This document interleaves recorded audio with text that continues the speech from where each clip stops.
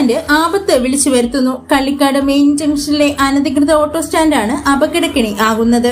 കള്ളിക്കാട് ജംഗ്ഷനിൽ ഔദ്യോഗിക auto stand താഴത്തെ ജംഗ്ഷനിലാണ് പ്രവർത്തിക്കുന്നത്.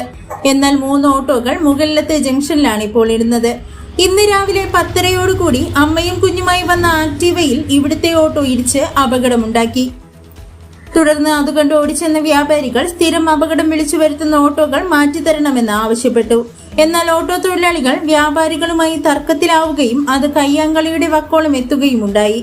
നെയ്യാർ ഡാം സിഐയുടെ നിർദ്ദേശപ്രകാരമാണ് 3 വണ്ടി തങ്ങൾ മുകളിലത്തെ ജംഗ്ഷനിൽ ഇടുന്നതെന്നാണ് അനധികൃതമായി പാർക്ക് ചെയ്യുന്ന ഓട്ടോ തൊഴിലാളികൾ പറയുന്നത്. കള്ളിക്കാട് ജംഗ്ഷനിൽ നിന്ന് നെയ്യാർ ഡാം പോകുന്ന വഴിയിലോ അമ്പൂരി പോകുന്ന വഴിയിലോ 2 ജംഗ്ഷനിൽ നിന്നും ഇടയിലുള്ള സ്ഥലത്തോ സ്റ്റാൻഡ് മാറ്റി സ്ഥാപിക്കണമെന്നാണ് നാട്ടുകാരുടെ ആവശ്യം.